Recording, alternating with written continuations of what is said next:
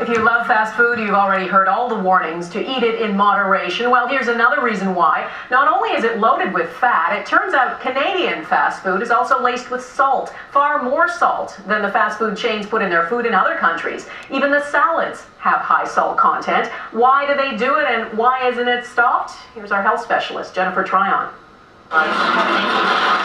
An unsavory discovery has been made about the amount of salt in Canadian fast foods.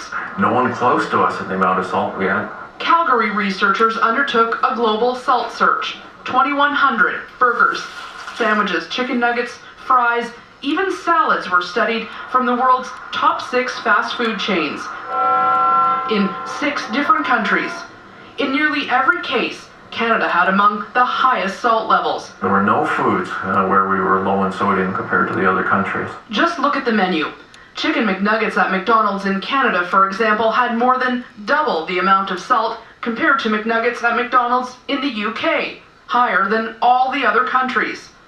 Overall, Canada's fast food French fries have 3 times more salt than France. Even the healthier option, fast food salads in Canada, had more salt than the same brand of salads in all 6 of the other countries sampled. While tastier, the health effects are hard to digest.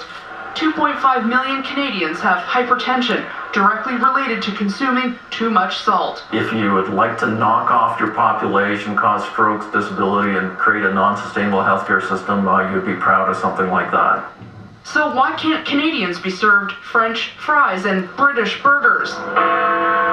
Limited technology, experts say, has been the industry's reason for not taking sodium reductions further in Canada. What it indicates is the fast food companies really can provide these types of food with low salt content. Bet you can't eat just one phenomena. Ottawa obesity specialist Dr. Yanni Friedhoff says Canadian palates have become accustomed because government hasn't forced the hand holding the shaker. Our health is not their interests unless somehow our health and their bottom lines coincide.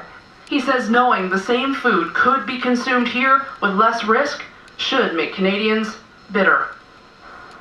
And the fact that Canada is faring worse than the US and the UK, both with terrible reputations for health and eating habits, experts say should be a wake-up call that Canadian efforts to reduce sodium aren't working.